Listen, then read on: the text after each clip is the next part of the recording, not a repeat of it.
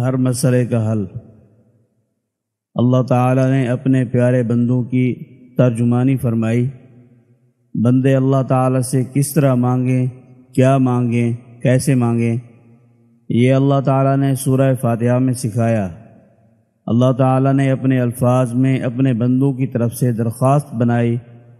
اب یہ کلام اللہ تعالی کا ہے اور اس میں درخواست بندوں کی طرف سے ہے۔ اللہ اکبر! یہ اس امت پر اللہ تعالی کا کتنا عظیم احسان ہے۔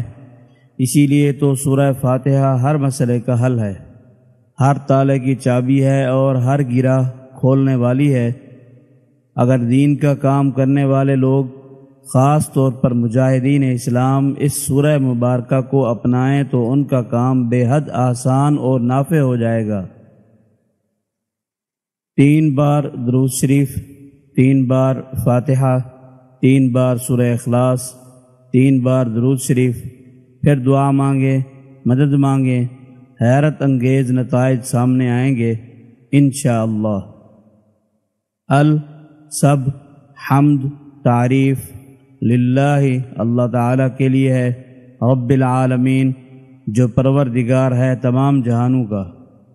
حضرت شاہ عبد القادر رحمۃ اللہ علیہ لکھتے ہیں، یہ سورت اللہ عز و جل نے بندوں کی زبان سے فرمائی کہ اس طرح کہا کریں، یعنی یہ سورت رب العالمین نے اپنے بندوں کی زبان سے فرمائی کہ ان الفاظ میں اپنے خالق و رازق سے دعا مانگا کریں۔ کسی نے حضرت سید احمد شہید رحمۃ اللہ علیہ سے رزق کی تنگی کا شکوہ کیا اور وظیفہ چاہا، فرمایا روز 100 بار سورہ فاتحہ پڑھا کرو۔